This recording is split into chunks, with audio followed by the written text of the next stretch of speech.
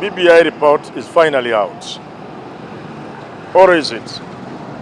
Having perused through the document, I am left wondering, as are indeed many other Kenyans, was this the actual BBI report? And since the answer to that question seems to be no, then two questions emerge. Where is the BBI report? And who doctored this BBI report? You could add a few supplementary questions. Why was it then doctored? Has it achieved anything? Let me make a few observations about the BBI report immediately. First, there is talk about the losers and the winners. There are those who immediately the report was released argued that William Samoei Ruto and his Tanga Tanga brigade had won big. Indeed, pronouncements from his key lieutenants would have indicated to anybody that indeed they were happy about the report. There were actually celebrations. Going by the same judgment, by observations, if you look at what is happening in the Raila strongholds, if you are to use Kisumu to measure, then you quickly see there was a lot of gloom in Kisumu, kind of also indicating that perhaps on the onset, Raila seems to have lost. So let's go ahead and say, if Raila had lost, what is making people think he lost? First, the things for which he stood, the things for which his side campaigned, never materialized and are not in that report. There's nothing to do with the parliamentary system, nothing to do with a premier, a powerful prime minister, nothing to do with the structure of devolution, and even to some extent, nothing to do with the number of representatives in our National Assembly and Senate. So if you looked at it that way, then Raila has lost and lost big. Now, if you flip, then Ruto has won and won big because the fear from Ruto's side was a parliamentary system and a powerful prime minister. That has not come to pass. It is not in the report. So by that simple measure then, William Samoei Ruto would have everything to celebrate. But wait a moment, should he? I doubt that he should.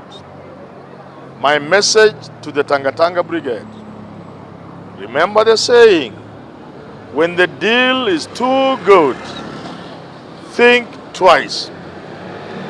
Why do I say the deal is too good, yet you must think twice? The reason is to be found in the BBI reports. And that what we were given is not a BBI report. Will you still be celebrating when the actual BBI report comes? Raila Odinga has said that the people of this country, who by far outnumber those who are responsible for the production of this report, who by far outnumber even those who gave their views to the BBI team, those people will have an opportunity to look at this report. If you understand that, you then understand it to mean, according to Raila, we are entering a phase of a national conversation and dialogue, a phase that will eventually bring out the actual BBI report. And in that actual BBI report, some of the things that these guys feared to produce, because I can almost be sure and say with certainty, the reason why the really BBI report did not come was because they wanted to use this to test the waters, to bring the country together, and for that they have achieved, because save for a few complaints here and there, for the drama we saw in Bomas, save for such, actually the BBI report has united the country much more than the handshake did, much more than the BBI itself did. The report has brought people together because it did not have the radical proposals that would have divided the nation. So they achieved. But the question is, for how long will that happen? And therefore, I think, if you ask me, I think through this process, as Raila says, and as Uhuru has hinted at, through this phase of a national conversation and engagement with this report, there is going to be born the actual BBI report. Actually, I dare say, somebody will go where it was hidden, bring it out and say, now, this is what Kenyans have said. But another thing, if I were the Ruto team, I will also not celebrate.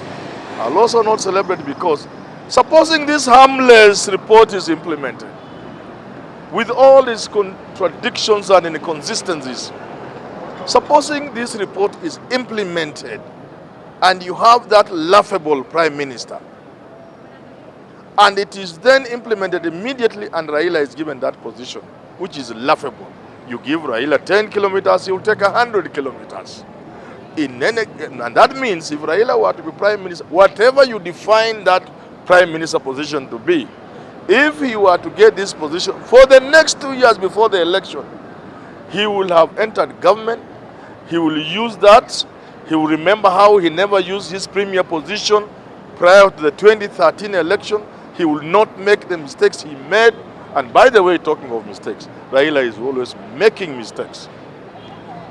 If indeed this is the actual report, and there is none we are waiting for, that this is the beginning and the end, this is all he will get, he will have been outsmarted, he would have been outfoxed by Uhuru in a bad way, he will come out a bad loser, and sometimes it is lack of his strategy, including the men and women he chooses to work with. This we must flag out for Raila Odinga.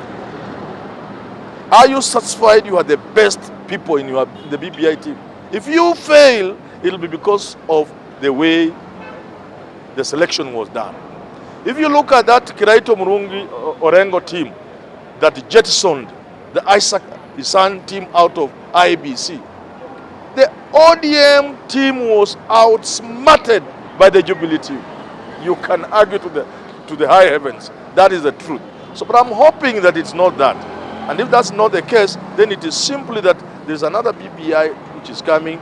And for that reason, William Samoei Ruto, who by the way was mistreated by the organizers of the BBI event. And I want to ask leaders, we look upon you, we respect you.